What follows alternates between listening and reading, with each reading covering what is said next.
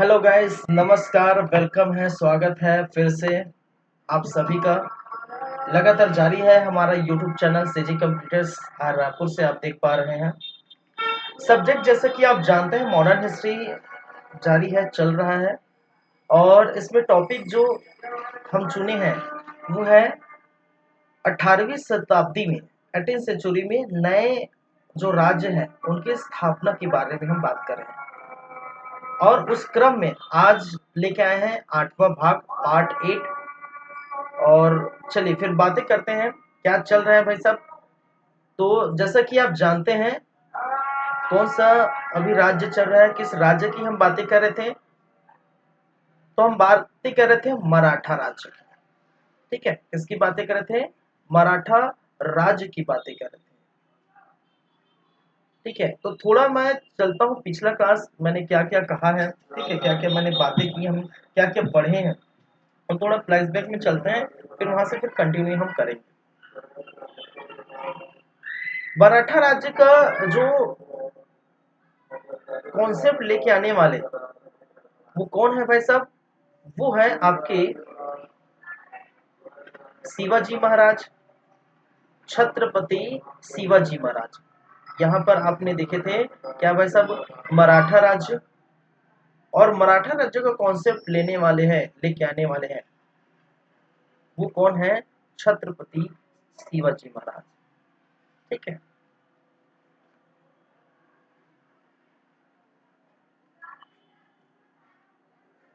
शिवाजी। मराठा राज्य के समय बहुत सारी चीजें, बहुत सारी घटना आपको देखने को मिली थी। जैसे कि मैंने कहा था कि यहाँ पर आपका मुगल दिखाई देते थे। ठीक है, दिल्ली आगरा के मध्य मुगल दिखाई देते थे। वहीं पर नीचे इस तरफ जाएंगे तो बहमनी राज्य से अलग होकर कुछ नए राज्य बने थे। जैसे कि हमने कहा था बहमनी राज्य से, बहमनी जो साम्राज्य है वो अलग होकर 5 नए राज्यों में विभक्त हो गया था, जिसमें से बीजापुर है। ठीक है, बीजापुर है, बीदर है, बरार है, अहमदनगर है, गोलकुंडा है। तो इस प्रकार से आपको देखने को मिला था। और मुगल साम्राज्य में जो शासक थे, जिस समय की मैं बात कर रहा हूँ, औरंगजेब। ठीक है, औरंगजेब की जब समय शासन, औरंगजेब का शासन चल रहा था मुगल साम्राज्य में, तो मैंने बात की थी त्रिकोणीय संघर्ष की। और त्रिकोणीय संघर्ष में एक तरफ आपको देखने को मिलेगा औरंगजेब, एक तरफ आपको देखेंगे, देखने को मिलेगा बीजापुर, बीजापुर एंड गोलकुंडा। सॉरी। और तीसरे तरफ देखने को मिलेगा, ठीक है, आपका शिवाजी। ठीक है, एस फोर शिवाजी। और ये शिवाजी किसके तरफ से? मराठे। और ये है क्या है? औरंगजेब मुगल। ठीक है, तो यहां पर हमने देखे थे कि मराठा क्या चाहते हैं कि वो बीजापुर और गोलकुंडा को, बीजापुर गोलकुंडा को मराठा राज्य में क्या हो, वो सम्मिलित कर दिया जाए। वहीं पर मराठा नए राज्य की स्थापना के क्रम पर, नए राज्य की स्थापना के क्रम पर वो किससे युद्ध करेंगे? वो युद्ध करना चाहते थे बीजापुर से। वहीं पर मराठा और मुगलों के बीच भी क्या होता है? संघर्ष होता है। और इसके अंतर्गत हमने दो बातें यहां पर देखी थी। एक शिवाजी, शिवाजी वर्सेस, हमने क्या देखे थे भाई साहब? बीजापुर देखे थे। और बीजापुर, बीजापुर में जब आदिल शाही वंश का शासन चल रहा था, क्या शासन? आदिल शाही वंश, आदिल शाही वंश। और आदिल शाही वंश का शासक जो है आदिल शाह, कौन था? आदिल शाह। और आदिल शाह ने अपने, ठीक है, अपने सबसे चहेते सेनापति को भेजा था, अफजल खां। अफजल खां को क्यों भेजा था? क्योंकि भाई शिवाजी स्टार्टिंग में, स्टार्टिंग से आपने देखने को मिलता है कि साम्राज्य के विस्तार के चलते बीजापुर के स्थान को और कई स्थानों को उन्होंने क्या किया था? जीत हासिल की थी। जैसे आप जानते हैं 1683 में सिंहगढ़ का किला जीता था, बीजापुर के स्थान का। 1686 में तोरण का किला, 1648 में पुरंदर का किला, 1656 में जो है मराठा एक सरदार से जालवी का जो है किला भी जीता था। तो इस प्रकार से बीजापुर नाखुश थे, नाराज थे और शिवाजी से युद्ध जो है करना चाहते थे। ठीक है, शिवाजी को मारना चाहते थे, पराजित करना चाहते थे। इसी क्रम में उनकी एक जो है सेनापति अफजल खां को भेजा गया था। कहां पर भाई साहब? शिवाजी के पास बात की। ठीक है, दोनों में जब बनी नहीं, ठीक है, तो इनके जो दूत थे, अफजल खान का भी दूत था, ठीक है, कृष्ण राव, ठीक है, कृष्ण राव जो है अफजल खान का दूत था, वो उन्होंने मेल मिलाप किया। शिवाजी और अफजल खान के बीच बने नहीं। अफजल खान शिवाजी को मारना चाहते थे। इसी बीच चालाकी से शिवाजी ने अफजल खान की हत्या कर दी। तो इस प्रकार से बीजापुर और शिवाजी के बीच जो चीजें घटना घटी, यहाँ पर शिवाजी का क्या हो जाता है? विजय देखने को मिलता है। वहीं पर हमने बात की थी कि शिवाजी वर्सेस क्या हुआ था भाई साहब?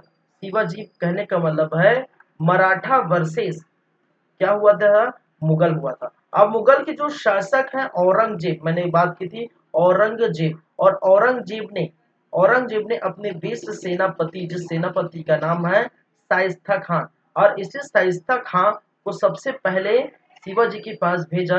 लेकिन शिवाजी, ठीक है, शिवाजी इनको क्या कर देते हैं? पराजित कर देते हैं। और जानते हैं छापा मार जो युद्ध होता है, छापा मार पद्धति के जो युद्ध होता है, उसमें क्या किया शिवाजी द्वारा? शाइस्ता खान क्या हो जाते हैं? पराजित हो जाते हैं। वापस औरंगजेब बुला लिया जाता है शाइस्ता खान को। बाद में जो है आमिर शासक को भेजते हैं। और आमिर शासक कौन है भाई साहब? जय सिंह। आमिर शासक जय सिंह को भेजते हैं और जय सिंह ने शिवाजी के स्थान को पुरंदर को घेर लेता है। और यहीं पर पुरंदर की क्या हो जाती है भाई साहब? पुरंदर की संधि होती है।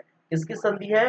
पुरंदर की संधि होती है। ठीक है, कब? 1665 में। सन 1665 में सॉरी, पुरंदर की संधि होती है। पुरंदर की संधि में हमने ये देखे थे कि 35 किले शिवाजी के पास थे, ठीक है, जिसमें से 23 किले जिसका आमदनी 4 लाख खून था, उसको किसको दिया दिया जाए? मुगल को दे दिया जाए, ऐसी बात हमने की थी। फिर 12 जो किले हैं उनका जो वैल्यू है 1 लाख खून है, वो शिवाजी के पास रहेगी, ऐसी बात कही गई है।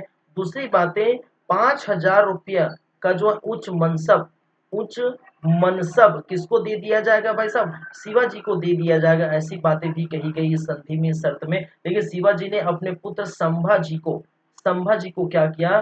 5,000 का मनसब प्रदान कर दिया, क्योंकि शिवाजी नहीं चाहते थे कि किसी के अंडर कार्य करे।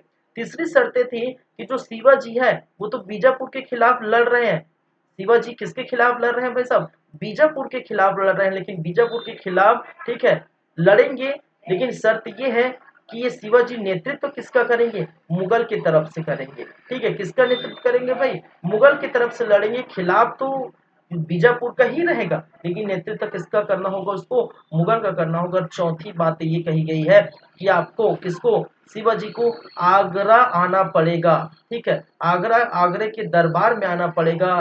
ठीक है, आपको औरंगजेब के पास आना पड़ेगा। और औरंगजेब के पास जब गए, अब जानते हैं औरंगजेब के पास जब शिवाजी जाते हैं तो उनका अनादर होता है। और इनके बाद कहा जाता है कि शिवाजी औरंगजेब को चोट पहुंचाना चाहते थे, उनको मारना चाहते थे। बीच में आपको देखने को मिलेगा इसी बीच कि शिवाजी को बंदी बना लिया जाता है औरंगजेब की, ठीक है, कहने पर शिवाजी को क्या किया जाता है भाई? तब बंदी बना लिया जाता है। और बाद में यही शिवाजी क्या करते हैं? वापस निकल पड़ते हैं।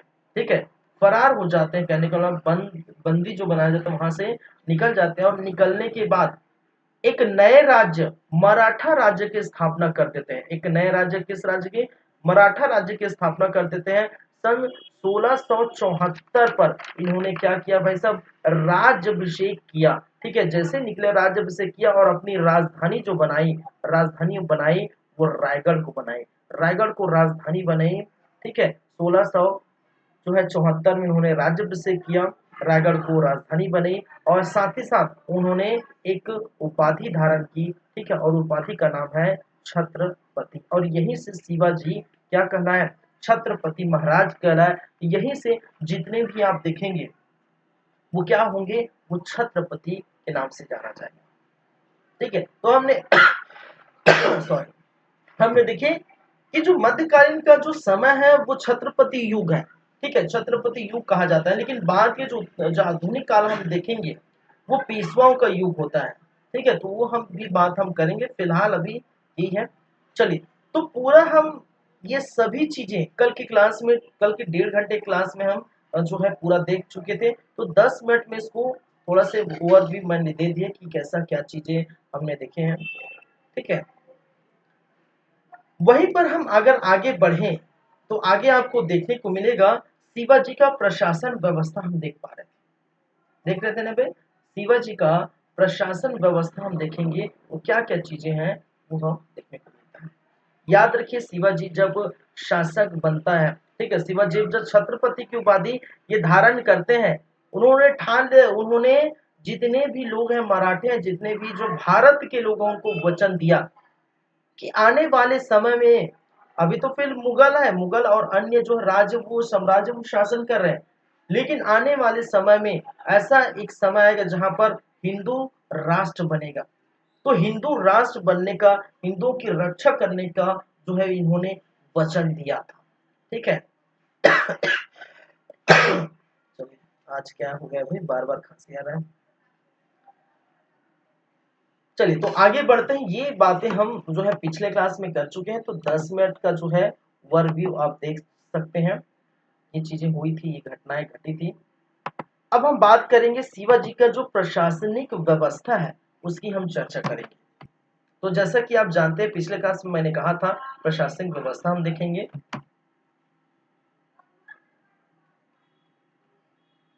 शिवाजी का प्रशासनिक व्यवस्था सॉरी, क्या हो गया यार।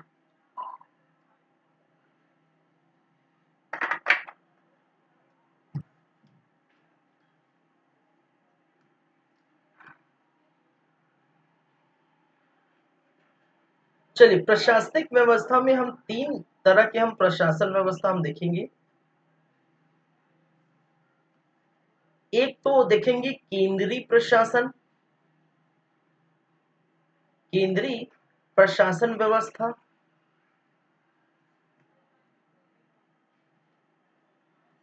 दूसरा आपको देखने को मिलेगा प्रांतीय प्रशासन व्यवस्था, प्रांत में जो प्रशासन उसको हम क्या कहें, प्रांतीय प्रशासन व्यवस्था,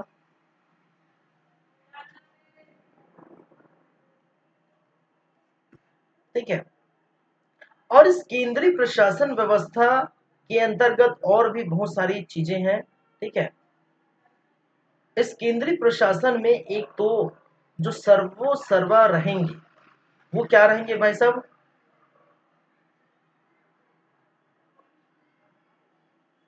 एक तो खुद मराठा शासक बोल सकते हैं, छत्रपति मराठा राजा, अगर मराठा की तरफ से मराठा जो शासक बोल सकते हो, शासक बोलने से अच्छा छत्रपति लेना जो है सही है, छत्रपति, ठीक है। तो केंद्रीय प्रशासन में जो सबसे पहले जो सर्वोच्च पद पर जो रहेंगे वो याद रखिए छत्रपति रहेंगे, जो मराठा का एक शासक रहता है। पहली बात इसकी बात करेंगे। अब इतना बड़ा अगर साम्राज्य का विस्तार करेंगे, ठीक है, जाहिर सी बात है, अगर कोई जो है राज्य है और उस राज्य का अगर विस्तार आप चाहते हैं तो अकेले तो दम पर नहीं होगा भाई, अरे कोई ना कोई तो रहेगा। तो इसके लिए छत्रपति ने क्या किया था, अपने क्या किए थे, अष्ट प्रधान रखे थे। अपने क्या रखे थे भाई, मंत्री रखे थे। और उस मंत्री को क्या नाम दिया गया था, अष्ट प्रधान, अष्ट प्रधान नाम रखा गया था, ठीक है। A group of minister, a group of 8 minister, 8 मंत्री, अष्ट मतलब 8, ठीक है, अष्ट प्रधान, ठीक है, कहने का मतलब है 8 मंत्रियों का जो समूह है, ठीक है, 8 मंत्री का जो समूह है वो क्या कहलाता है भाई साहब, अष्ट प्रधान कहलाता है। और ये छत्रपति जो शिवाजी महाराज है, और किसकी हम बातें कर रहे हैं, छत्रपति कहने का मतलब है शिवाजी महाराज की बातें कर रहे हैं।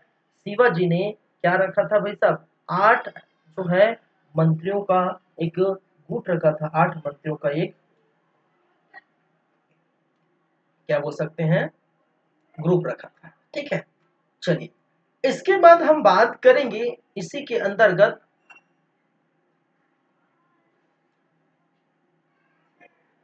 यहां पर आपको देखने को मिलेगा सैन्य व्यवस्था की हम बात कर लेंगे। सैन्य व्यवस्था, अब ऐसा मंत्री रहेंगे तो मंत्री तो बस ऐसे ही दिखावे के लिए तो नहीं रहेंगे, कुछ तो काम करना पड़ेगा। और मराठा एक साम्राज्य में बदलना पड़ेगा, मराठा को एक बड़े भूभाग को चलाना पड़ेगा। तो किसी भी शासक को सैन्य व्यवस्था सुदृढ़ करने की जरूरत है और वो ठीक है करेंगे, जाहिर सी बात है। साथ ही साथ अगर सेना को चलाना है, शासन को चलाना है, मंत्रियों को चलाना है, इस साम्राज्य को चलाना है, राज्य को चलाना है, तो सबसे बहुत बड़ी बात होती है कि आपके पास पैसा होना चाहिए। ठीक है, क्या होना चाहिए? पैसा होना चाहिए। तो पैसा कहां से आ गया भाई? भू राजस्व से। ठीक है, तो भू राजस्व की हम बातें करेंगे। ठीक है, किसकी बातें करेंगे? भू राजस्व। इसको मैं इधर लिख देता हूं, प्रांतीय प्रशासन।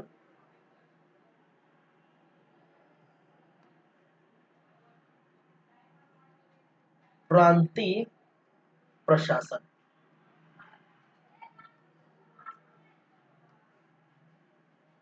चलिए, तो ये जो बातें हैं ये पूरा हम करेंगे। ठीक है, मंत्री, सैन्य व्यवस्था, भू राजस्व। तो देखते हैं केंद्रीय प्रशासन में क्या क्या बातें हैं। केंद्रीय प्रशासन में अगर मैं शिवाजी की बात करूं, ठीक है, शिवाजी, शिवाजी, तो शिवाजी के बारे में अगर प्रशासन व्यवस्था के बारे में कहा जाएगा तो ये प्रशासन का, प्रशासन व्यवस्था का या केंद्रीय प्रशासन व्यवस्था का सर्वोच्च है। केंद्रीय प्रशासन व्यवस्था का क्या है भाई साहब? सर्वोच्च पद। ठीक है, क्या है ये? सर्वोच्च है।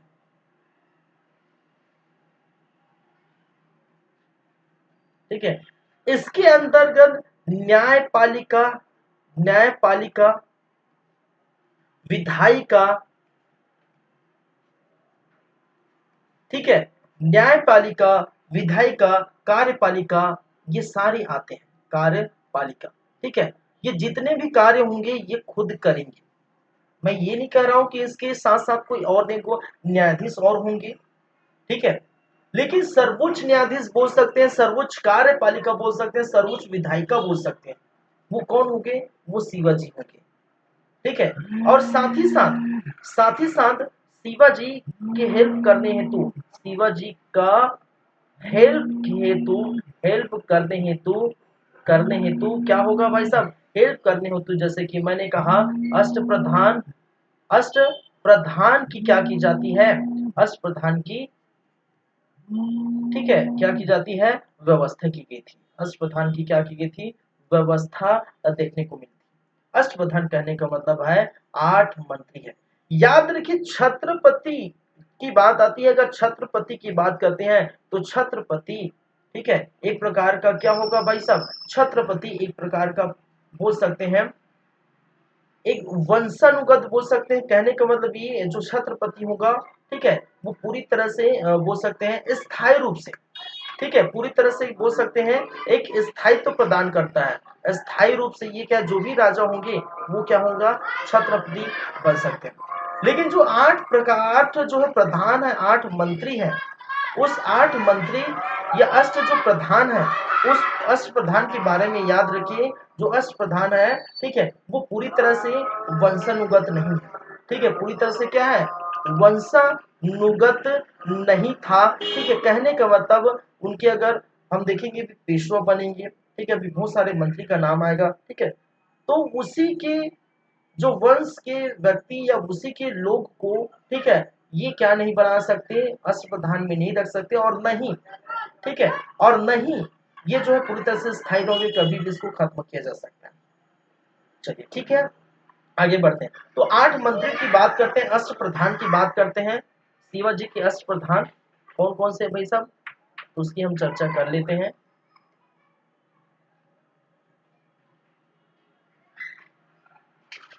शिवाजी का अष्ट प्रधान 8 मंत्री, ठीक है, अष्ट प्रधान करने का मतलब 8 मंत्री।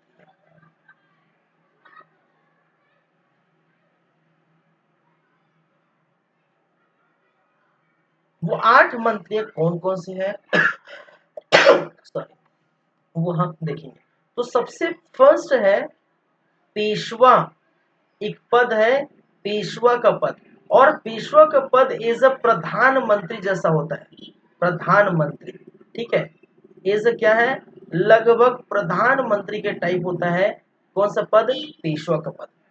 और पेशवा के पद के बारे में याद रखिए, ये अष्ट प्रधान का, अष्ट प्रधान का क्या कहलाता है, प्रमुख कहलाता है, प्रमुख कहलाता है। पहली बात मैं पूरा इसको बात कर लेता हूं। देखिए पेशवा ये जो प्रधानमंत्री होता है वो किसी भी छत्रपति के जो है जस्ट नीचे, कहने का मतलब छत्रपति सबसे ऊपर होंगे, मतलब शिवाजी सबसे ऊपर होंगे। शिवाजी के बाद जो जो प्रायोरिटी जिसको दी जाएगी, ठीक है, वो है पेशवा है। और पेशवा के बारे में याद रखिए, जितने भी और मंत्री होंगे उस मंत्री को क्या करने हैं, कंट्रोल करने का कार्य करता है।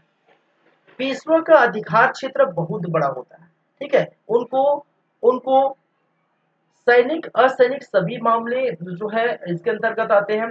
साथ ही साथ अर्थव्यवस्था से संबंधित कार्य भी करते हैं, से संबंधित क्या है, कार्य करते हैं, कार्य करते हैं। तो पेशवा का पद इतना इंपॉर्टेंट है, इतना इंपॉर्टेंट है, कहने का मतलब शिवाजी के जस्ट, ठीक है, उसके नीचे का पद होता है, और जितने भी मंत्री उनको भी कंट्रोल करके रखना पड़ता है, और शिवाजी का क्षेत्र बहुत बड़ा होता है। याद रखिए बाद में आपको देखने को मिलेगा शिवाजी के बाद, ठीक है, देखिए शिवाजी के बाद जितने भी उनके जब पुत्र आएंगे, संभाजी बनेंगे, ठीक है, राजा राम बनेंगे, साहू जी बन जो भी ये बनेंगे बाद में, ठीक है, तो वो छत्रपति युग चलता है, ठीक है। लेकिन एक समय जब आएगा, हम बात करेंगे, एक समय जब आएगा जब छत्रपति युग चल रहा है, जब पेशवा का युग आएगा बालाजी विश्वनाथ के समय।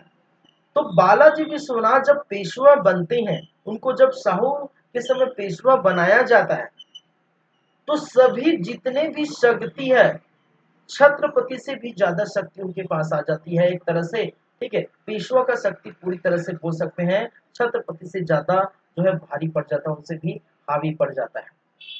और वो जो युग होता है वो पेशवा का युग, हालांकि आप देखेंगे कि साहू के समय, ठीक है, साहू के समय, साहू जो कि अंतिम छत्रपति था, और उस साहू के समय हालांकि साहू छत्रपति थे, लेकिन जब पेशवा बालाजी विश्वनाथ थे, तो जो भी न्याय करता था, जो भी निर्णय था, जो भी चीजें जिनकी चलती थी, बोलते ना घर में जिनकी चलती है, ठीक है, वो कौन थे, वो पेशवा थे, वो बालाजी विश्वनाथ थे।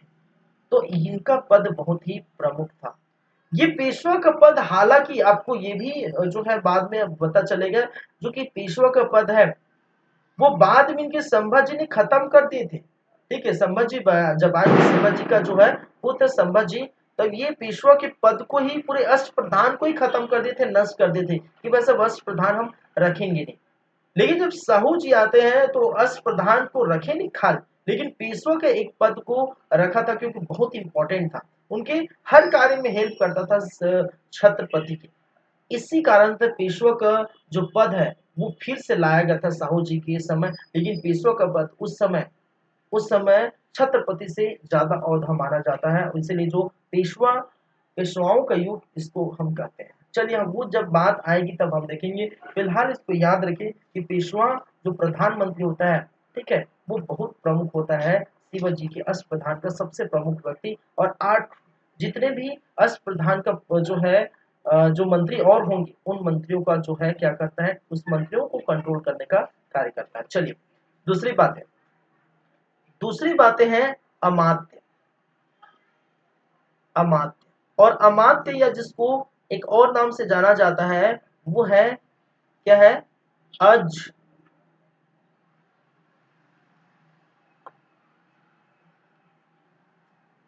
सॉरी मजमुआदार, ठीक है, मजमुआदार। तो ये जो है भाई साहब क्या है, ये है एक प्रकार के वित्त मंत्री है, ठीक है, क्या है भाई साहब, वित्त मंत्री। अब वित्त मंत्री कह दिए, इसका मतलब क्या है, जो राज्य है उसका लेखा जोखा करेगा, राज्य का, ठीक है, राज्य की आय का लेखा जोखा, ठीक है, कितना पैसा आ रहा है, कितना पैसा जा रहा है, राज्य के आय का क्या करेगा, लेखा जोखा करेगा। कौन करेगा भाई, अमात्य या मजमू आधार, ठीक है। चलिए, कहा जाता है ये जो है किसी का वेतन के बारे में किसी बुक में दिया नहीं, लेकिन इसके बारे में कहा जाता है कि इनका वेतन भाई साहब का 12,000 था, ऐसा जो है इतिहासकारों का कहना है। हालांकि किसी और का वेतन के बारे में कोई स्पष्ट जानकारी नहीं है।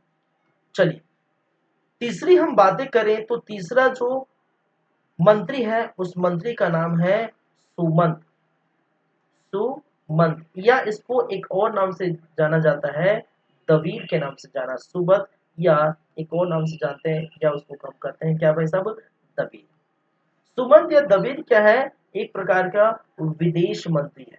और विदेश मंत्री कहने का मतलब है अन्य राज्यों से, अन्य जो देशों से हम क्या करेंगे, जब वार्तालाप करेंगे, जब उनसे संबंध बनाएंगे, संधि करेंगे, समझौता करेंगे, रिश्ते रखेंगे, कुछ चीजें लेने देने की बात रहेगी, तो ये विदेशी मंत्री काम आएगा। तो विदेश मंत्री, ठीक है, जो है बाहरी जो व्यक्ति है, बाहरी जो शासक है, बाहरी जो लोग हैं, उनसे कांटेक्ट करने का कार्य कौन करता है, ये सभी में रहते हैं भाई साहब। अपने देश में भी विदेश मंत्री, ठीक है। चलिए, सभी में रहते हैं। एक और है जिसका नाम है वाकिया नवीस, एक और मंत्री जिसका नाम है वाक्या नवीस।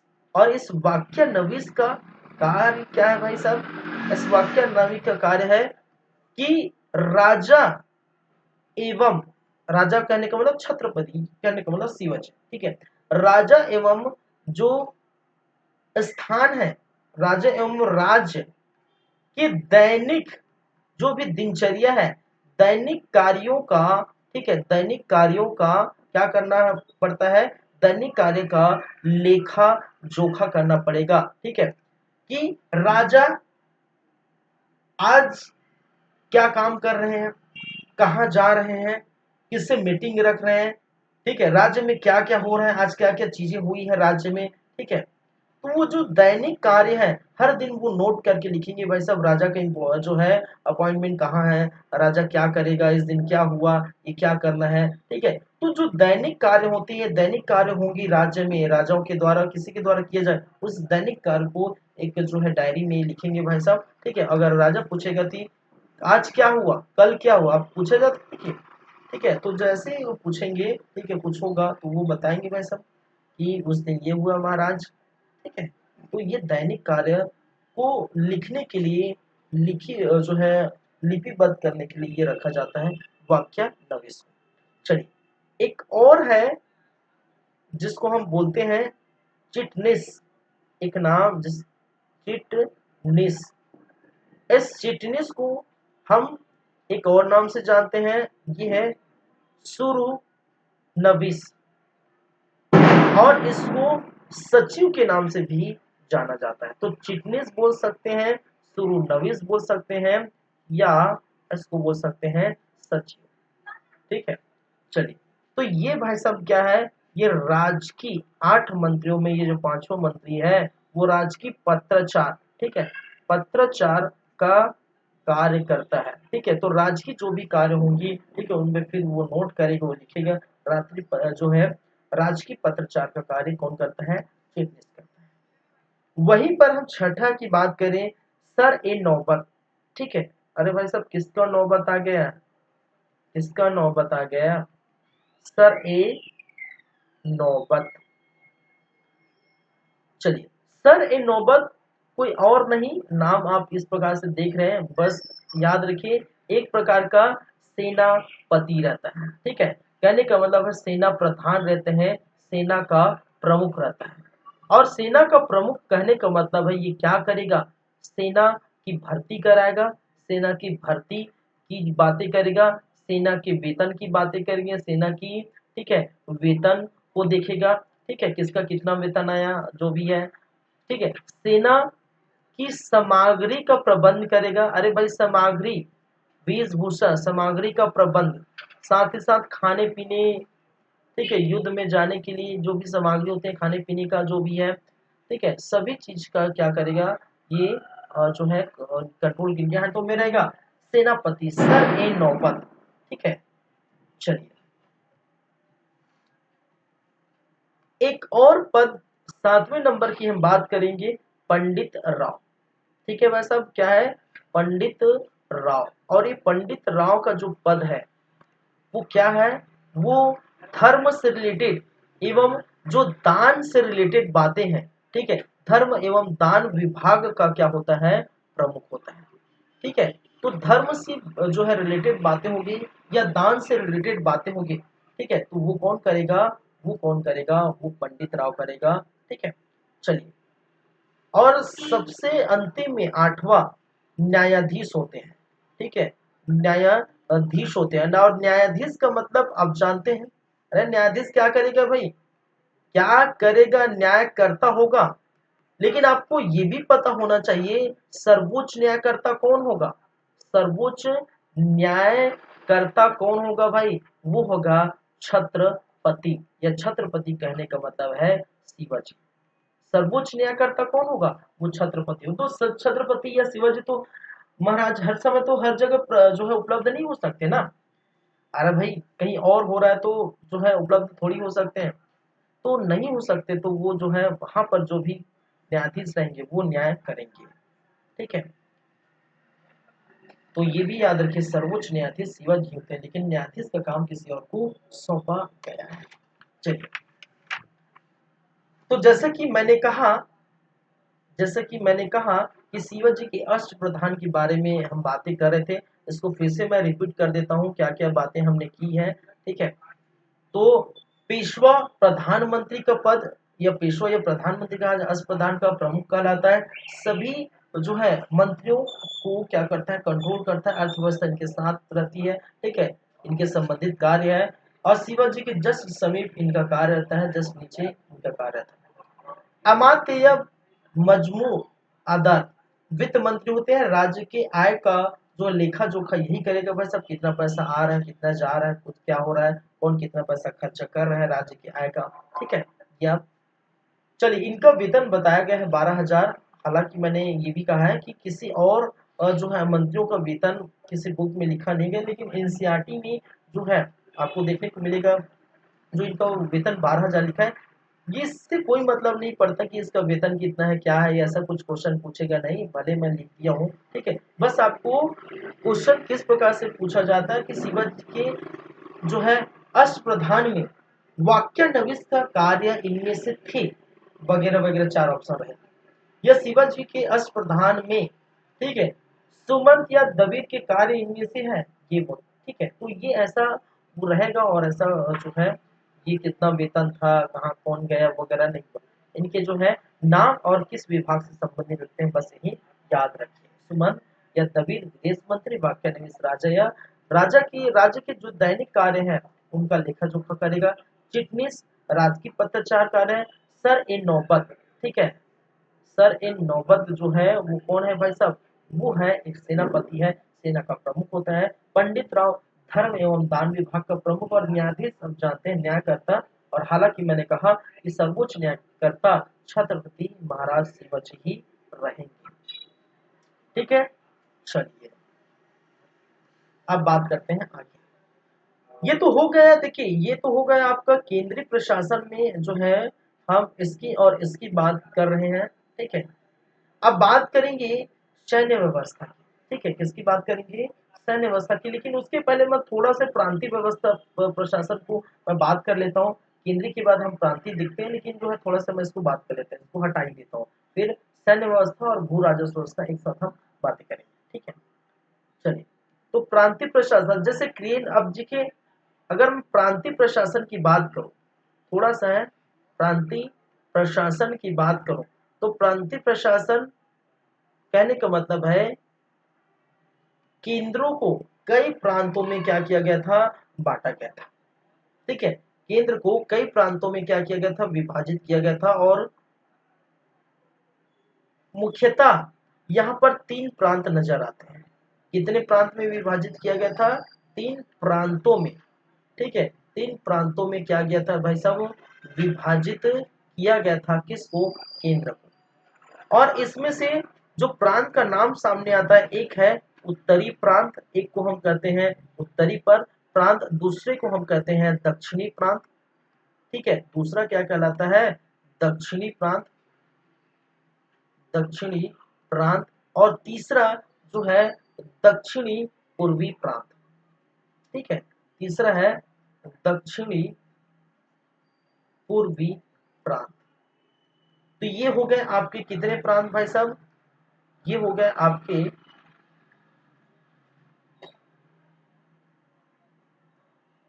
3 प्रांत। ठीक है, एक उत्तरी प्रांत, दूसरा दक्षिणी प्रांत और तीसरा दक्षिणी पूर्व प्रांत। उत्तरी प्रांत में कौन कौन से स्थान आते हैं, आपके जो सूरत से लेकर जो पूना है। ठीक है, कहने का मतलब अगर मैं इस तरफ ऐसे बनाऊं, ठीक है, तो सूरत ये है आपका। ठीक है, उत्तरी प्रांत में ये सूरत से लेकर, सूरत गुजरात से लेकर जो पूना का क्षेत्र है, ठीक है, ये जो है ये पूरा का पूरा किसके अंदर आ जाएगा, वो उत्तरी प्रांत के अंदर है। तो ये आप देख सकते हैं। ठीक है, तो मैंने क्या कहा, सूरत से लेकर जो पूना का क्षेत्र है, वो पूरा क्षेत्र किसके अंतर्गत आ जाएगा, उत्तरी प्रांत के अंतर्गत आ जाएगा। वहीं पर दूसरी हम बात करें दक्षिणी प्रांत में, ठीक है, जो समुद्री तट है। ठीक है, समुद्री तट, और समुद्री तट जानते हैं महाराष्ट्र के जो समुद्री तट और दक्षिण कोकण एवं जो कोकण दक्षिण कोकण का भाग। ठीक है, ये दोनों भाग जो है वो दक्षिण में आते हैं। तो कहने का मतलब है ये अगर आपका, ठीक है, ये अगर इधर आपका गुजरात है, सूरत है, तो ये आपका पूना है। ठीक है, ये आपका क्या है भाई साहब, सूरत है, ये पूना है, तो इसमें ये आ जाएंगे। फिर ये वाला जो क्षेत्र है वो आप देख पा रहे हैं, ये वाला जो क्षेत्र है, ठीक है, तो ये क्या है, ये जो है समुद्र के तट के पास। ठीक है, ये समुद्र है इधर। इधर आपको देखने को मिलेगा कौन, इधर है आपका अरब सागर, आप जानते हैं। इधर बंगाल की खाड़ी या हिंद महासागर इधर देखने को मिलेगा। तो ये वाला स्थान जो समुद्र तट का स्थान है, ठीक है, नीचे तो दक्षिण मतलब ये उत्तर हो गया। अगर ये उत्तर हुआ तो इसके नीचे क्या होगा भाई साहब, इसके नीचे दक्षिण होगा। ठीक है, तो जाहिर सी बात है, ऐसा आप समझ सकते हैं। तो ये वाला स्थान जो है, बस समझिए। तो ये प्रांत में इस प्रकार से बटा हुआ था। चलिए, तीसरा जो दक्षिण पूर्वी, अब दक्षिण में है लेकिन पूर्वी भाग में है। पूर्वी मतलब मेरे तरफ से राइट साइड। ठीक है, तो पूर्वी, दक्षिण और पूर्वी का जो हिस्सा है वो, जैसे जो सतारा का जो हिस्सा है, सतारा। ठीक है, कौन कौन सा हिस्सा आएगा, दक्षिण पूर्वी। एक तो सतारा का हिस्सा आएगा। ठीक है, कोल्हापुर का हिस्सा, कोल्हापुर, सतारा, गलनौर। ठीक है, ये सारे जो हिस्से हैं वो किसके समक्ष हैं, किसके अंतर्गत आएंगे, दक्षिण पूर्वी जो है प्रांत है उसके अंतर्गत ये देखने को मिलेगा। ठीक है, तो सूरत और पुणे के क्षेत्र उत्तरी प्रांत के अंतर्गत आएंगे। दक्षिणी प्रांत के अंदर समुद्र तट और जो दक्षिण कोकण पर, कोकण समझते ना, ठीक है, जो महाराष्ट्र की जो समुद्री तट के जो आसपास है, कोकण, कोकड़ी जो है भाषा का यूज वहां पर हुआ करते हैं। ठीक है, तो वो जिस स्थान है, और ये कोल्हापुर, सतारा, दलनौर, ये सारे क्षेत्र याद रखिए। यहाँ के जो प्रमुख है उत्तरी क्षेत्र, ठीक है, सभी। देखिए, अब प्रांत है भाई साहब, देखिए, एक तो छत्रपति होंगे ऊपर, जो केंद्रीय प्रशासन का प्रमुख छत्रपति होगा, और साथ ही साथ वहां पर जो अष्ट प्रधान जो मंत्री है वो चलाएंगे। लेकिन प्रांत में तो कोई चलाने के लिए कोई तो भेजा जाएगा। जैसे मुगल काल में प्रांत में या सूबा में उसको सूबेदार बनाया गया था। ठीक है, प्रांत को सूबा कहा जाता था ना, मुगल काल में हम पढ़े हैं। ठीक है, तो मुगल काल में प्रांत को सूबा कहा जाता है। वहां पर सूबेदार की और दीवान की नियुक्ति होती है। सूबेदार सैनिक कार्य देखते थे और दीवान जो है रेवेन्यू कार्य देखते थे, रेवेन्यू कलेक्शन देखते थे। तो ये इस प्रकार से जो व्यवस्था की गई थी। लेकिन यहाँ पर भी प्रांत प्रशासन में जो व्यवस्था देखने को मिली है वो किस प्रकार से देखने को, यहाँ पर इनको प्रमुख बनाया गया था। ठीक है, देख रेख के लिए रखा गया था प्रांत में। एक का नाम है मोरो पंत, मोरो पंत पिंगले, मोरो पंत पिंगले नाम एक व्यक्ति को क्या बनाया गया था, प्रांत का इस स्थान के, प्रांत के इस स्थान, किस स्थान, सूरत से लेकर पूना तक के स्थान को क्या बनाया गया था, उस स्थान की प्रमुख मोरो पंत पिंगले को बनाया गया था। वहीं पर अन्ना जी दत्तो, अन्ना जी दत्तो को इस स्थान का प्रमुख बनाया गया था। दक्षिण प्रांत के समुद्री तट कोकण के स्थान का प्रमुख ये देखने, ये कौन, अन्ना जी दत्तो। वहीं पर दत्ता जी पंत, इनका जो प्रमुख, इस स्थान का जो प्रमुख है, इस स्थान सतारा कोल्हापुर के आसपास के जो प्रमुख है वो दत्ता जी, ठीक है, पंत, दत्ता जी पंत को यहाँ का प्रमुख बनाया गया था। और इस प्रकार से क्या है, ये प्रांतीय व्यवस्था देखने को मिली है। ठीक है, तो बस इतनी प्रांतीय व्यवस्था में कितने प्रांत में विभाजित किया गया था और उनके जो है एरिया, क्षेत्र कौन कौन सा है, इसका प्रमुख क्या है, वो बस आपको क्या करना है, यहाँ पर याद रखनी है। ठीक है, चलिए।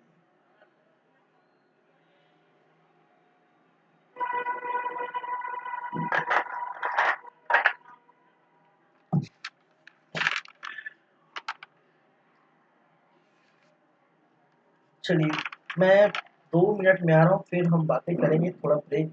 ठीक है, फिर हम बातें करेंगे, फिर कंटिन्यू करेंगे। ठीक है, चलिए, फिर आप तब तक इसको देखते रहिए, 2 मिनट के बाद बातें करेंगे।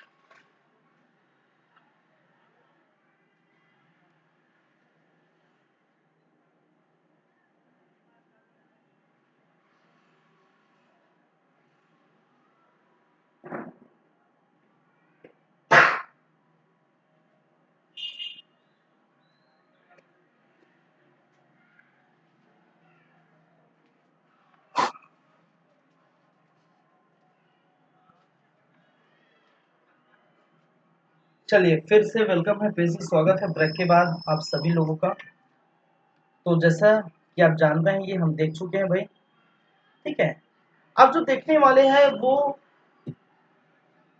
सैन्य व्यवस्था की हम बातें करेंगे। सैन्य प्रशासन कैसा था शिवाजी का, और भू राजस्व व्यवस्था कैसा। ठीक है, चलिए।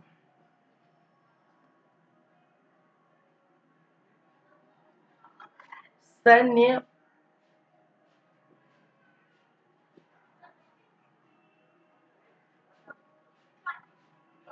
सैन्य व्यवस्था या सैन्य प्रणाली, ठीक है, सैन्य व्यवस्था या सैन्य प्रणाली की जब हम बातें करें तो बहुत बड़ा जो है सेना थे मराठा के जो है। भाई साहब जाहिर सी बात है, साम्राज्य को चलाना है, राज्य को चलाना तो बहुत बड़ा होगा।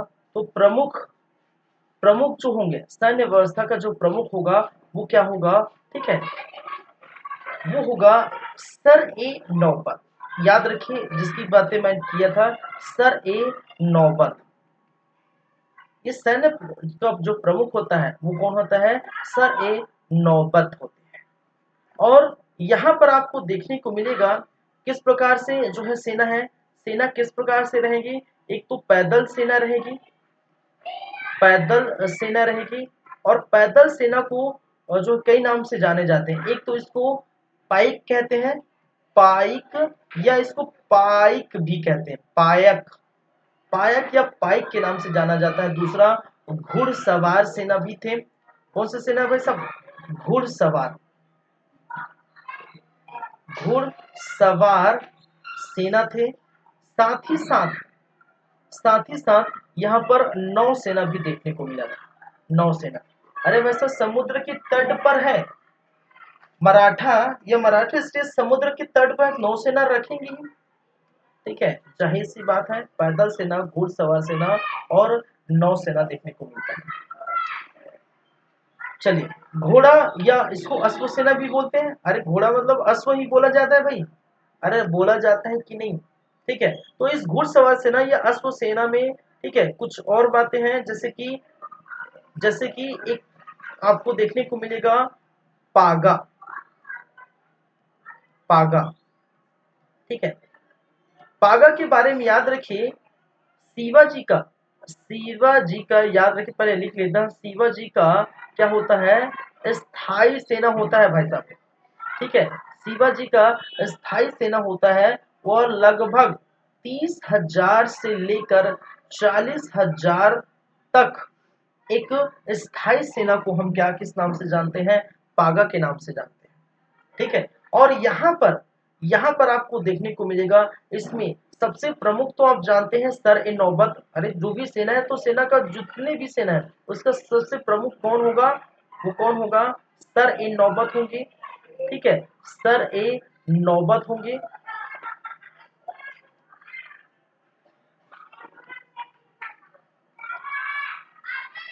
सर ए नौबत के नीचे आपको क्या देखने को मिलेगा, पंच हजारी देखने को मिलेगा, 5,000 सेना रखने वाली। पंच हजारी के बाद आपको एक हजारी देखने को मिलेगा, 1,000 की सेना रखने वाली, ठीक है। उसके बाद एक रहेगा जुमला, जुमलादार, ठीक है, 1,000 के नीचे जुमलादार और जुमलादार के नीचे हवलदार रहेंगे। क्या रहेंगे भाई साहब, हवलदार रहेंगे, ठीक है। अब देखिए कहा जाता है कि जो हवलदार होते हैं, जो हवलदार होते हैं वो लगभग लगभग 25 घुड़सवार को क्या करते हैं, 25,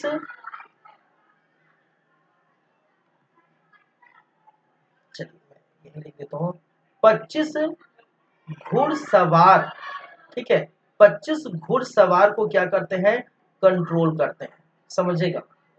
हवलदार जो होते हैं वो सबसे निम्न स्तर के होते हैं, जो कि 25, ठीक है, घुड़सवार को क्या करेंगे, कंट्रोल करते हैं। एक होता है जुमलादार, मैंने क्या कहा, जुमलादार। और जुमलादार जो है वो कितने को कम जो कंट्रोल करेगा, ठीक है, 5 हवलदार को, ठीक है, कितने को कंट्रोल करेगा, 5 हवलदार को। अब 5 हवलदार कहने का मतलब एक हवलदार के बच्चे, ठीक है, कितना, 25 घुड़सवार, तो 25 गुणी 5 कर लो, ठीक है, ठीक है। तो उतने जो है घुड़सवार को क्या करेगा भाई साहब, ये कंट्रोल करने, कहने का मतलब है हवलदार के ऊपर जुमलादार होता है, और जुमलादार के कंट्रोल में 5 हवलदार रहेंगे, ठीक है। जुमलादार के कंट्रोल में कितने हवलदार रहेंगे, 5 हवलदार रहेंगे। वहीं पर एक हजारी की मैं बात करूं तो एक हजारी क्या करेंगे भाई साहब, एक हजारी 10 जुमलादार को कंट्रोल करेगा। जुमलादार मतलब जुमलादार के ऊपर 1000 रहेंगे, वो 10 जुमलादार ऊपर क्या करेगा, कंट्रोल करेगा। वहीं पर जो 1000 है, वहीं पर सॉरी जो 5000 है, वो क्या करेगा, 5 1000, समझ रहे ना क्या बोल रहा हूँ, 5 को क्या करेगा, कंट्रोल करेगा। 1000 मतलब एक 1000 नहीं, 5 ठो 1000, समझ रहे ना, 1000 1, 1002, 1003, 1004, 1005, मतलब 5 जो है 1000 को 5000 क्या करेगा, कंट्रोल करेगा, इसलिए इसका नाम 5000 है। इसका नाम क्या है, 5000 है। तो लगभग जो है 1000 के सैनिक को 1000 कंट्रोल करता है, 5000 के जो है जो है सैनिक को या घुड़सवार को 5000 कंट्रोल करता है। और सबसे जो प्रमुख होता है, सबसे ऊपर जो होता है, ठीक है, वो क्या होता है, सेनापति होता है, वो क्या होता है, सर ए नौबत होते हैं। समझ रहे नहीं मेरी बातें, मैं एक बार फिर से दोहरा देता हूँ, मैं फिर से रिपीट कर देता हूँ। सर ए नौबत सबसे प्रमुख होता है, उसके नीचे क्या होते हैं, 5000, 5000 के नीचे 1000, 1000 के नीचे जुमलादार, और जुमलादार के नीचे सबसे नीचे हवलदार। हवलदार के अंतर्गत 25 घुड़सवार होते हैं, ठीक है। एक हवलदार के अंतर्गत कितने होते हैं, 25 घुड़सवार। और जुमलादार जो है 5 हवलदार को कंट्रोल करके रखता है। वहीं पर 1000 जो है 10 जुमलादार को कंट्रोल करके रखता है। और वहीं पर जो 5000 है, वो 5 1000 को कंट्रोल करके रखता है, और 100 और 90 सबको कंट्रोल करके रखता है, ठीक है। तो इस प्रकार से जो है पागा जो होती है, जो शिवाजी की स्थायी सेना मानी जाती है। पागा को हम क्या कहते हैं, शिवाजी के स्थायी सेना के रूप में देखे जाते हैं। दूसरे नंबर पर जो है एक सेना और है सीलहदार। याद रखिए, सीलहदार क्या होते हैं, ये अस्थाई सैनिक होते हैं। अस्थाई सैनिक या अनियमित सैनिक, ठीक है, अस्थाई क्या है, सैनिक होते हैं। अस्थाई सैनिक या अनियमित सैनिक कहने का मतलब क्या है, इनको जो है, ठीक है, इनको युद्ध के समय लाया जाता है। युद्ध के समय क्या किया जाता है भाई साहब, लाया जाता है। युद्ध के समय क्या किया जाता है, लाया जाता है। पहली बातें। दूसरी बातें, ठीक है, युद्ध की करने के बाद लूट का आधा पैसा खुद रखता है, ठीक है। युद्ध के बाद लूट का आधा पैसा कौन रखता है भाई, आधा पैसा, ठीक है, खुद रखते हैं, इन लोग रखते हैं, खुद रखते हैं। दूसरी बात। तीसरी बात, अस्त्र शस्त्र, अस्त्र शस्त्र, ठीक है, अस्त्र शस्त्र यहाँ पर खुद लाते हैं, खुद लाते हैं, ठीक है। इसका मतलब एक प्रकार का अस्थायी सेना है। अगर शिवाजी को लगता है कि किसी राज्य पर हमला करना, किसी राज्य को कंट्रोल करना है, और वो उनकी अस्थायी सेना से कंट्रोल नहीं हो रही, तो वो अस्थायी सेना को बुलाएंगे, ठीक है। और जहां पर युद्ध के समय इसको लाया जाता है, लूट का आधा पैसा इनको दिया जाता है, और अस्त्र शस्त्र भाई साहब खुद लाएंगे। कहने का मतलब है, जैसे होता है ना, ठेकेदार होता है, ठीक है, कुछ टाइम के लिए अपने घर बनाने के लिए दे जाते हैं भाई साहब कि ये करो, खुद का जो है फावड़ा कुल्हाड़ी वगैरह लाओ, खुद करो जो भी करना है, ठीक है, और जो पैसा लेना वो ले लो, लेकिन यहाँ पर लूट का पैसा, वहां पैसा आप देते हैं, ठीक है। तो वो समय समय पर आते हैं जब आपको जरूरत पड़ती है। लेकिन अस्थायी सेना की याद रखिए, सॉरी, स्थायी सेना के बारे में याद रखिए कि जो स्थायी सेना है, वो पूरी तरह से इनको वेतन दिया जाता है, पहली बात। दूसरी तरफ से अस्त्र शस्त्र राज्य की तरफ से देते हैं, ठीक है। अस्त्र शस्त्र किस तरफ से भाई सब देते हैं, राज्य की तरफ से देते हैं, वेतन भी दिया जाता है, अस्त्र शस्त्र राज्य की तरफ से देते हैं, पूरी तरह से स्थायी मानी जाती है। लेकिन वहीं पर अस्थायी सेना युद्ध के समय लाया जाता है, लूट का आधा पैसा देते हैं, अस्त्र शस्त्र खुद लाना पड़ता है, ठीक है। तो ये सेना है जो आपको देखने को मिलती है, ठीक है। क्लियर है बातें। चलिए, कुछ और जो है यहाँ पर कुछ और बोल सकते हैं, सैनिक है, सेना है। जैसे कि किले की सुरक्षा के लिए सेना रखी गई थी। किले की सुरक्षा हेतु सेना, सुरक्षा हेतु क्या रखी गई थी भाई, किले की सुरक्षा हेतु सेना रखी गई थी। और उसमें अगर सेना की हम बात करें, तो किले की सुरक्षा के लिए कौन कौन सी सेना रखी गई थी, एक है हवलदार, ठीक है, दूसरा है आपके सर ए नौबत, यहाँ पर भी सर ए नौबत याद रखिए, ठीक है, सर ए जो है नौबत।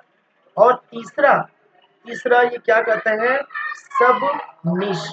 ये तीनों क्या करते हैं भाई साहब, ये तीनों किले की रक्षा करते हैं, ठीक है, किले की आंतरिक रक्षक, आंतरिक आंतरिक रक्षा कौन करता है, ये किले की आंतरिक रक्षा हवलदार करता है, ठीक है, याद रखिए, ठीक है। और जो सर ए नौबत है, ठीक है, ये किले की जो है सैनिक का नेतृत्व, जाहिर सी बात है सैनिक का जो है प्रमुख बड़ा जो है नेतृत्व कौन करेगा, ये सर ए नौबत करेगा, ठीक है। इसके अंदर जो है किले के अंदर किले का जो है पत्र, ठीक है, पत्र व्यवहार, किले के अंदर पत्र व्यवहार करना, ठीक है, रसद लिखना, ठीक है, जो भी जो है करने लिखने पूछने का वाले का कार्य जो है वो सब को सौंपा जाता है। तो किले की सुरक्षा के लिए ये चीजें हैं, याद रखिए ये दोनों जो है, ये दोनों जो है वो मराठा को सौंप दिया जाता है। दोनों जो पोस्ट होते हैं, ये दोनों जो पोस्ट होते हैं, ठीक है, ये दोनों पोस्ट मराठा के अंतर्गत सौंपा जाता है। और ये जो पोस्ट होता है, ठीक है, ये जो है सब निश्चित का जो पोस्ट होता है, ठीक है, वो ब्राह्मण को सौंपा जाता था, ठीक है, ये भी आपको याद रखना है, ठीक है। हवलदार का पोस्ट और सर नौबत का पोस्ट दोनों मराठों को सौंपा जाता है। सबनीस का पोस्ट लिखना पोछना, ठीक है, पत्र व्यवहार करना, रसद लिखना, किले में क्या हो रहा है दिनचर्या की पूरी जो है विवरण रखना, वो ब्राह्मण को दिया जाता है। लेकिन जो है सैनिक कार्य, आंतरिक रक्षक कार्य जो हवलदार और सौर्य नौबत है, वो मराठा के लिए देखने को मिलता है, ठीक है। चलिए आगे बढ़े। आगे बढ़ने पर हम बात करेंगे जो है भू राजस्व प्रणाली। अंतिम में हमारा जो बच गया है वो क्या है भाई साहब, वो शिवाजी की प्रशासनिक व्यवस्था में जो बच गया है वो भू राजस्व व्यवस्था या भू राजस्व प्रणाली। अगर हम भू राजस्व प्रणाली की बात करें, भू राजस्व प्रणाली, तो भाई साहब भू राजस्व प्रणाली किससे लेगा। अब भू राजस्व प्रणाली कहने का मतलब यहाँ पर क्या लेगा, कर लेगा, या कर या जिसको कहा जाता है टैक्स। और कर या टैक्स किससे लेगा, किससे लेगा, तो किसी ना किसी से लेगा। तो किससे लेगा, अरे भाई साहब यहाँ पर आपको मैं पहले ही बता चुका हूं कि ये जो स्थान है मराठे की स्थान है, ठीक है, मैंने क्या कहा, ये मैं पहले ही बता चुका हूं, जो मराठे की स्थान है, ठीक है, ये वाला, ये मराठे के स्थान की जो भूमि है, ठीक है, वो क्या है उतनी उपजाऊ नहीं है, उपजाऊ नहीं है, ठीक है, जो भूमि है मराठे की जो स्थान है, एग्रीकल्चर पॉइंट ऑफ व्यू से जो है उतना खास नहीं है, उपजाऊ नहीं है। और इसी कारण से जो शिवाजी के पिताजी, इसी कारण से शिवाजी के जो पूर्वज है, पिताजी है, वो क्या करते थे, जो बीजापुर है, गोलकुंडा है, बहमनी राज्य से जो अलग हुए जो राज्य है, उनमें वो सैनिक कार्य करते थे, अपनी सेवा देते थे। क्योंकि उपजाऊ क्षेत्र नहीं है, कृषि कार्य नहीं हो रही है, और वहां से पैसा वैसा नहीं आ रहा है, तो कमाने धमाने के लिए कहीं तो जाएंगे। वो बीजापुर, गोलकुंडा, बीदर, बरार, अहमदनगर, अन्य अन्य स्थानों पर क्या करते हैं, अपनी सेवा देते हैं, ठीक है। तो इस प्रकार से व्यवस्था थी, तो उपजाऊ क्षेत्र नहीं है। अब देखिए मराठा के जो क्षेत्र उपजाऊ क्षेत्र नहीं है, तो टैक्स कहां से देंगे, अरे टैक्स या कर वही दिया जाएगा ना जो वहां से कमाएगा, उस स्थान से कमाएगा, तो वहां से तो नहीं मिलेगा। अगर यहाँ से ये ले लेगा, यहाँ के जो मराठों से या सरदारों से, अगर शिवाजी यहाँ से कर या टैक्स लेते, तो उसके लिए क्या हो जाता, उसके लिए ये एक प्रकार से बोल सकते हैं, ठीक है, एक चुनौती हो जाता कि भाई साहब मराठा मराठे से टैक्स ले रहे हैं, जब काम धाम कुछ हो ही नहीं रहा है, ये स्थान उपजाऊ नहीं है, कृषि के लिए एग्रीकल्चर के लिए उतना जो है परफेक्ट नहीं है, जैसा अवध था, जैसा आपका बंगाल सबसे बेस्ट था, जैसा आपका हैदराबाद था, उतना उपजाऊ नहीं, उतना चीजें यहाँ पर देखने को मिले। तो टैक्स या कर क्या लेंगे, किससे लेंगे, तो ये चीजें आपको याद रखनी है। पहली बात है, पहला टैक्स या कर की हम अगर बात करें, तो एक होता है जिसको कहा जाता है चौथ। चौथ, और चौथ का मतलब समझ गए ना, 1/4, चौथा भाग, किसी किसी का चौथा हिस्सा, ठीक है, चौथ का मतलब 1/4, ठीक है। किसी का चौथा रुपया, अगर मान के चलिए अगर वो 1 रुपया है तो 1 रुपया का क्या होगा, वो 25 पैसा होगा ना भाई साहब। अरे चौथा भाग क्या होगा, 1 रुपया का 25 पैसा। तो मान के चलिए कोई राज्य अगर 1 रुपया कमा रहा है तो उसका 25 पैसा किसको देना पड़ेगा, वो देना पड़ेगा आपको, किसको, शिवाजी को। तो वो देगा कौन, क्योंकि भूमि ये जो है क्षेत्र है वो उपजाऊ नहीं है, तो देगा कौन, और देगा वो पड़ोसी राज्य। ठीक है, कौन देगा भाई साहब, पड़ोसी राज्य को कंट्रोल करना पड़ेगा, कहीं ना कहीं से तो आएगा, अरे कहीं ना कहीं से तो देना पड़ेगा। तो याद रखिए पड़ोसी राज्यों से, पड़ोसी राज्यों से लिया जाने वाला क्या है भाई, कर या टैक्स, जो कि कितना देता है 1/4। लेकिन इसमें ये भी याद रखना है आपको, ये भी याद रखना है कि इसमें एक शर्त भी है। एक शर्त ये है कि अगर हम टैक्स या कर चौथ के रूप में ले रहे हैं तो इसमें एक शर्त है कि भविष्य में भविष्य में मराठा कभी भी इस स्थान पर, किस स्थान पर, जहां से हम चौथ ले रहे हैं, इस स्थान पर हमला नहीं करेगा। ठीक है, हमला या आक्रमण नहीं करेगा, आक्रमण क्या करेगा, नहीं करेगा। ठीक है, समझ रहे हैं मेरी बातें। इस चीज का वचन देता है, इस चीज का जो है बोल सकते हैं शर्त नहीं है, कहने का मतलब शर्त अलग हो जाएगा, इस चीज का वचन देता है शिवाजी, इस चीज को वचन देता है कि पड़ोसी राज्यों से वो टैक्स लेगा चौथ के रूप में, कर जो लेगा वो चौथ के रूप में, ठीक है, उस राज्य के 1/4 भाग, 1/4 भाग टैक्स के रूप में लेगा। लेकिन साथ ही साथ उस राज्य को ये वचन देगा कि भाई साहब आने वाले समय में जो भी चीजें होगी, ठीक है, भविष्य में कभी भी मराठा आप पर हमला नहीं करेगा। साथ ही साथ अगर आप पर किसी भी प्रकार की दिक्कत आती है तो उसका उसका ठीक है, उसका सॉल्यूशन, उसका ठीक है, उस चीज का सॉल्यूशन कौन करेगा, वो मराठा करेगा। ठीक है, समझ रहे हैं ना चौथ क्या है। चलिए दूसरा है सरदेशमुखी, सरदेश देशमुखी। ठीक है, क्या है, सरदेशमुखी। और सरदेशमुखी 1/10 होता है, 1/10 लिया जाता है। और 1/10 किसके लिया जाता है, कि जो मराठा है, और मराठों में आपको देखने को मिले सरनेम जो है, ठीक है, देशमुख, देशमुख देखते हैं, मराठों में देखते हैं देशमुख, देखते नहीं भाई साहब, सरनेम जो है देशमुख वगैरह आता है। ठीक है, जो देशमुख है वो एक प्रकार के क्या होते हैं, जागीरदार टाइप के होते हैं, समझिए जागीरदार। ठीक है, जमींदार जागीरदार समझते हैं, बड़े बड़े लोग होते हैं। ठीक है, तो उनसे क्या होता है, वो क्या चाहते हैं कि ये जो मराठा स्टेट है वो देशमुखों का जो है, क्या कहते हैं कि देशमुखों का जो है देश है। ठीक है, सॉरी, देशमुखों का राज्य है। ठीक है, मराठा जो राज्य है वो समझते हैं देशमुखों का राज्य है, देशमुख चलाते हैं। तो ये मराठा जो शासक है, मराठा शासक कहने का मतलब छत्रपति, छत्रपति क्या समझते हैं, क्या जानते हैं कि छत्रपति ये चाहते हैं कि ये जो देशमुख जो है, देशमुख इनके अंतर्गत है, कहने का मतलब देशमुख का प्रमुख।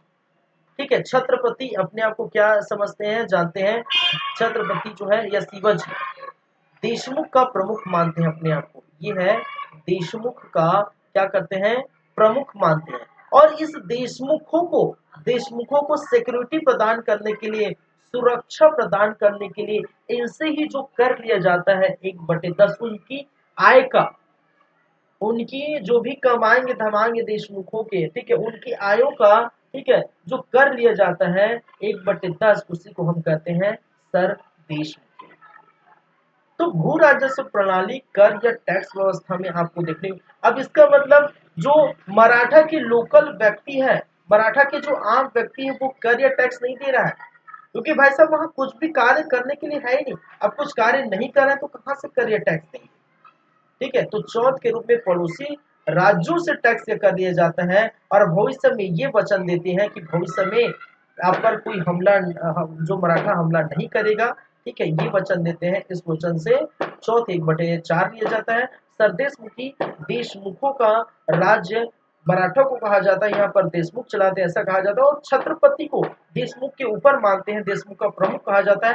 और देशमुखों को और मराठों को सुरक्षित रखने के लिए, सुरक्षा प्रदान करने के लिए जो छत्रपति द्वारा जो टैक्स ली जाती, कर ली जाती है देशमुखों से, उसी को हम सरदेशमुखी कहते हैं। और जो होता है 1/3 होता है। ये चीज आपको याद रखनी है। क्लियर है बातें, चीजें क्लियर है, ठीक है। तो क्लियर है तो अच्छी बात है भाई, और क्लियर हो गया होगा तो सभी क्लियर हो गया होगा, क्योंकि हमारा जो टॉपिक चल रहा था, ठीक है, हमारा जो पॉइंट्स चल रहे थे, ये सभी के सभी हो जाते हैं आपका पूरी तरह से समाप्त। ठीक है, अभी देखिए भू राजस्व व्यवस्था, जहां पर हमने, ठीक है, कर या टैक्स में चौथ देखे और सरदेश मुखी देखे। ठीक है, तो ये दोनों हो जाते हैं आपका फिनिश, खत्म हो जाता है। अब शिवाजी हो गए, शिवाजी की हम बातें कर चुके हैं। और शिवाजी के बाद उनके जो उत्तराधिकारी बनेंगे, देखिए यहाँ पर आपको देखने को मिलेगा शिवाजी की मृत्यु हो जाती है सन 1680, ये आप जानते हैं। तो जो देखिए पहले मैं बात करूं छत्रपति युग जब चल रहा है, छत्रपति युग, और छत्रपति युग जो आपको मध्यकाल में देखने को मिलता है, जो 1674 से शिवाजी के राज्याभिषेक से लेकर 1713 ईस्वी तक देखने को मिला था। और छत्रपति युग का अगर शासक की बात करें, ठीक है, छत्रपति युग के शासकों की बात करें तो यहाँ पर सबसे फर्स्ट आपको शिवाजी दिखाई देंगे। अरे भाई साहब, शिवाजी दिखेंगे जो 1674 से इनका जो डेथ होता है, इनका स्वर्गवास होता है 1680 में देखने को मिलता है। शिवाजी के बाद शिवाजी के दो पुत्र थे, एक था संभाजी, ठीक है, संभाजी का कार्यकाल 1680 से लेकर 1689 तक देखने को मिलता, ठीक है।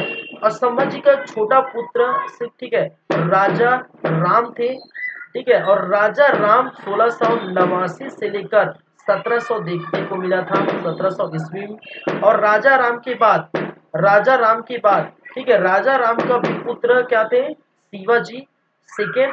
लेकिन शिवाजी नाबालिग थे, इसीलिए इसीलिए ताराबाई इनकी माता को संरक्षिका के रूप में रखा गया था, ठीक है, इनकी देखभाल करते हैं शासक के रूप में दे 1700 से लेकर 1707 में देखने को मिलता है। और शिवाजी सेकंड या ताराबाई के बाद, ठीक है, जो संभाजी का क्या होता है, पुत्र होता है, ठीक है, संभाजी का क्या होता है भाई साहब, पुत्र होता है। और संभाजी का पुत्र कौन है, साहू जी। और साहू जी इनके बाद बनते हैं कब, 1707 से लेकर 1749। और साहू जी के समय जो पेशवा पद फिर से पुनः आपको देखने को मिलती है, क्योंकि शिवाजी के बाद संभाजी ने क्या किया था, जो अष्ट जो प्रधान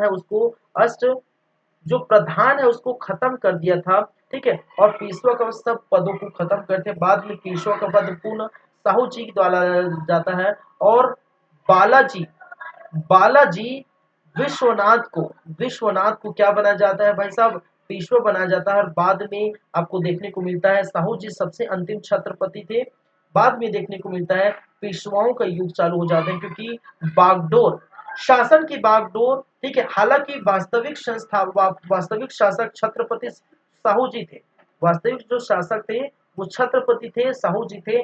लेकिन लेकिन वास्तविक रूप से पूरी तरह से अगर कंट्रोल में किसके में था, पेशवाओं के कंट्रोल में था। और इसलिए ये जो युग है वो क्या कहलाता है, 1700 जो है 13 से लेकर 1713 से लेकर जो है 1818 तक का जो युग है वो क्या है, पेशवा का युग कहलाता है। 1713 से लेकर 1720 तक जो रहते हैं उस बालाजी विश्वनाथ रहते हैं, ठीक है, जो अब यहाँ से पेशवाओं का युग चालू होता है, ठीक है। तो शिवाजी के बाद संभाजी बने, संभाजी के बाद राजा राम बने। शिवाजी के दो पुत्र थे, ये बड़ा पुत्र, ठीक है, ये छोटा पुत्र राजा राम, ठीक है। और राजा राम के पुत्र शिवाजी सेकंड, शिवाजी नाबालिग थे तो उनकी माता ताराबाई साथ में थी, जो संरक्षक इनकी थी, ठीक है। और साहू जी को पहले जो है जी के जो पुत्र साहू जी को कैद में रखा गया था औरंगजेब के समय, और बाद में छोड़ दिया जाता है। और बाद में छूटने के बाद ये साहू जी क्या बनते हैं, जो है मराठा का अंतिम छत्रपति बनते हैं। उसके बाद पेशवाओं का युग चालू हो जाता है। ये सब बातें हम करेंगे लेकिन अभी नहीं, इसलिए मैं थोड़ा ओवरव्यू दे रहा हूँ, ठीक है। छत्रपति युग ये समाप्त अभी तो फिलहाल नहीं हुआ, अभी तो सिर्फ और सिर्फ हम किसकी बातें की है भाई साहब, अभी सिर्फ और सिर्फ शिवाजी की बातें की हैं। ये 2 क्लास होने जा रहा है, 2 क्लास लगभग हो गए हैं और 2 क्लास में सिर्फ और सिर्फ शिवाजी की बात की। अभी जो बात आएगा वो संभाजी आएगा, संभाजी के बाद राजा राम के बाद शिवाजी सेकंड या ताराबाई या साहू जी उसके बाद, और उसके बाद जो पेशवाओं का युद्ध जो है युग चलेगा उसमें बालाजी विश्वनाथ, बालाजी बाजीराव, ठीक है, ये सारी हम बातें करेंगे। जो है बाजीराव प्रथम की बातें करेंगे, बालाजी विश्वनाथ के बड़े पुत्र बाजीराव प्रथम, ठीक है, इसकी भी बातें हम करेंगे। तो ये जो है चीजें आपको देखने को मिलेगी।